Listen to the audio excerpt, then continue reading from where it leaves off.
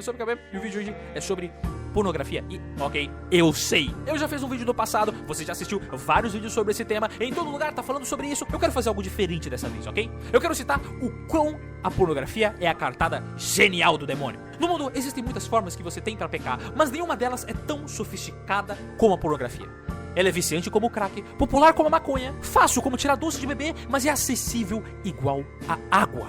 O problema piora quando normalmente o cara que consome pornografia, na maioria das vezes, já é um viciado. Ele não é como, sei lá, um cara que toma vinho. Ah não, eu só tomo vinho em ocasiões importantes e de fim de semana. Não. Na maioria das vezes, o cara que consome pornografia faz isso 1, 2 vezes por semana. Ou às vezes, 2 vezes por dia. O sujeito já tá num nível onde o negócio se tornou uma rotina pra ele.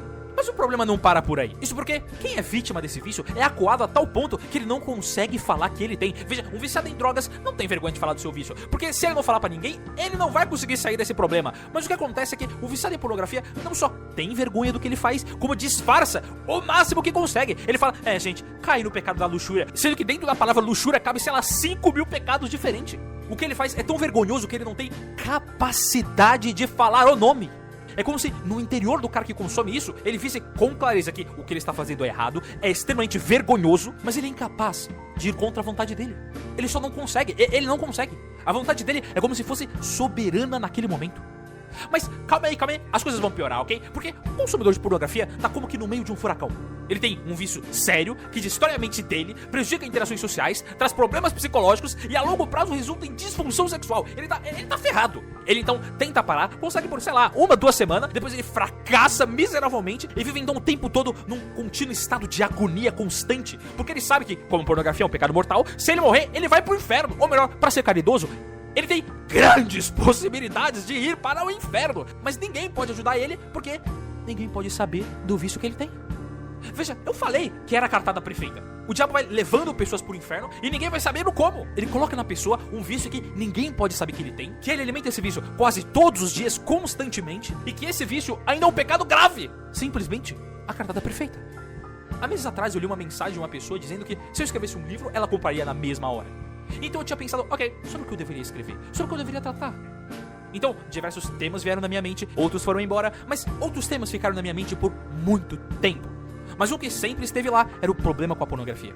E depois de muito escrever, há uns 3 dias atrás, eu lancei meu primeiro e-book, A Cura para a Pornografia, e BUM! Um sucesso. Nos primeiros dias, centenas de vendas, centenas de mensagens sendo enviadas, testemunhos, agradecimentos, e eu pensei, uau, isso é muito bom, mas... Então eu comecei a pensar, e se mais uma vez, isso é mais uma vez, pessoas falando da boca para fora? E aqui tá o ponto central. Quantas vezes você já disse que ia parar? Quantas vezes já fez essa promessa? Quantas confissões? Quantas vezes juntou as mãos e se arrependeu? Mas toda vez volta pra mesma lama. Então eu comecei a pensar, ok. Diversas pessoas compraram um e-book, se utilizaram dele, ficaram emocionadas, melhoraram graças a ele. Mas e se daqui 1 mês voltar novamente? E se você fracassar mais uma vez? Foi então que eu pensei, ao invés de fazer um vídeo marqueteiro dizendo que se você quer sair da pornografia, pega o e-book, lê com atenção e coloque tudo em prática, eu quero fazer o contrário. Eu quero que esse vídeo seja uma barreira pra nem todo mundo ler o e-book. Porque se você não conseguir mudar de mentalidade agora, não vai ser com o e-book em mãos que vai acontecer.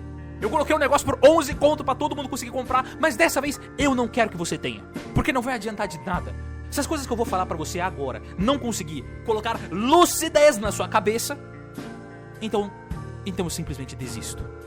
Por isso é necessário então ter noção das coisas. Sejamos sinceros, você por acaso está lutando contra a fome, contra a escravidão nos becos de Bangladesh? Não, você não tá. Não existe nada mais importante pra você nesse momento do que largar o mal da pornografia. E isso aqui é muito importante. Eu sei que é muito legal ser rico, eu sei que é muito legal trabalhar, ganhar dinheiro, mas meu amigo, isso é o ponto secundário. Veja, eu não sei qual é a sua prioridade, mas eu tenho certeza que não é maior do que essa. Se você é um cara que consome pornografia, se você é um cara que tá viciado nisso, este é o seu foco principal. Como eu disse no início desse vídeo, a pornografia é um pecado mortal.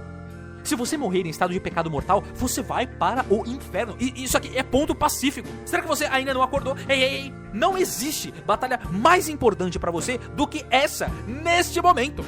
Porque ainda que você lutasse contra a fome no seu país, ninguém vai pro inferno porque sente fome. Ou ainda que lutasse contra a escravidão no leste europeu, ninguém vai pro inferno por ser um escravo. Mas tu sim.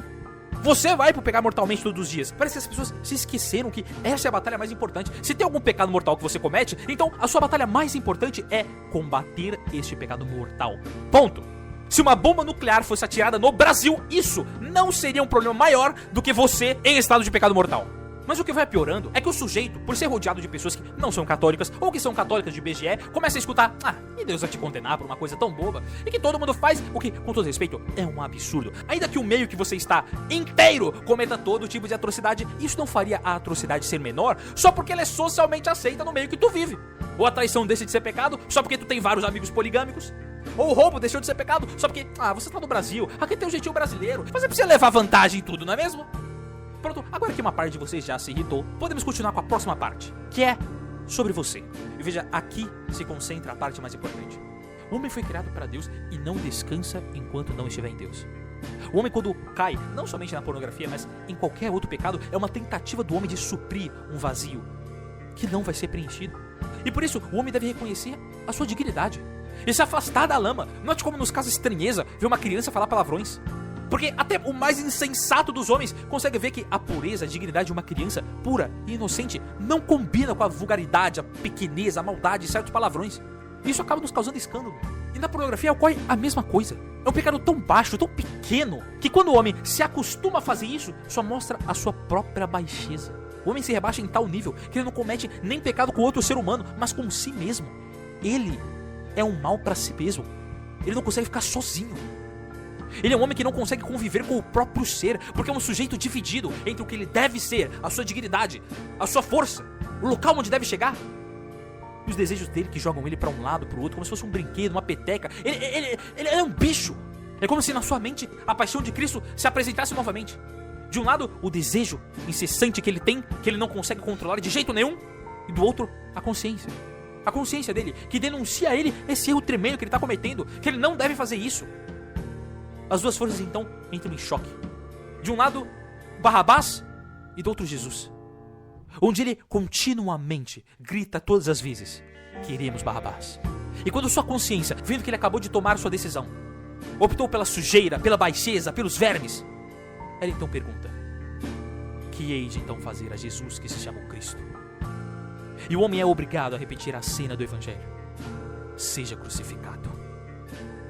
E naquele momento, e dia após dia, o homem crucifica um Deus em seu coração, várias e várias vezes, em troca de alguns segundinhos de prazer. Eu vejo muitas pessoas que caçoam de outras que são gordas, que têm grandes problemas, e dizem: caramba, mas não é só fechar a boca, não é só parar de comer. E outros que dizem: caramba, mas o cara é viciado em apostas, não é só parar de apostar. Não entendem que julgam os outros, sem compreender que seu pecado é exatamente o mesmo. A mesma mulher que não consegue parar de comer, ou o mesmo cara que não consegue parar de apostar, possuem exatamente o mesmo mal que você. Mas você julga todos os outros. O pecado da gula é muito mais fácil de ser identificado. Você consegue ver alguém que é gulosa só de olhar no rosto dele. Mas porque o seu pecado é ocultado, faz escondido, e os outros não podem ver, você se faz de santo. Oh, que cristão, que cristão, que cristão você é! A garota que não consegue parar de comer, ou o cara que não consegue parar de apostar. Você é idêntico a eles. Não, você é pior. Você é muito pior. Muito pior. É muito fácil julgar os outros. Muito, muito, muito fácil. Difícil é olhar para si mesmo, pro próprio coração, e se denunciar.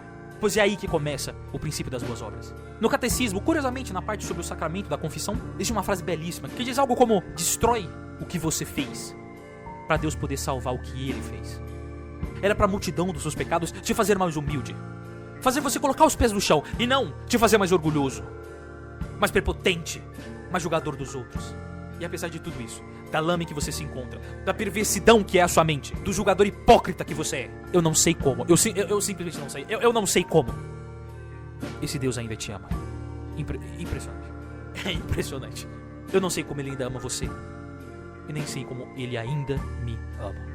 Porque por mais que o homem, com sua perversidade e seus pecados, possa se afastar, possa tentar se afastar de Deus e fugir do seu amor, o amor de Deus por ele nunca cessa. E aqui se encontra a resposta que muitos procuram: a de que o homem só perde uma batalha no momento em que ele desiste de lutar. Como dito nas escrituras acerca de Jesus: não quebrará a cana rachada e nem apagará a mecha que ainda fumega. Portanto, o homem debilitado de tantas derrotas, e a alma abatida depois de tantos fracassos, depois de tantas vezes que pediu mais uma chance e continua caindo no pecado da masturbação e da pornografia, ou pecados piores, depois de tantas promessas quebradas, Cristo ainda deseja essas almas. Quebradas e debilitadas e frágeis, Ele ainda as quer. para que possa dar ânimo e força para continuar a batalha e por fim ver todos os seus filhos no céu. Como diz o Santo Padre, o Papa Francisco, Deus nunca se cansa de perdoar, mas somos nós que cansamos de pedir perdão. Seja porque caímos muito ou porque temos medo, no final a misericórdia nunca se cansa de ir ao encontro da minha miséria.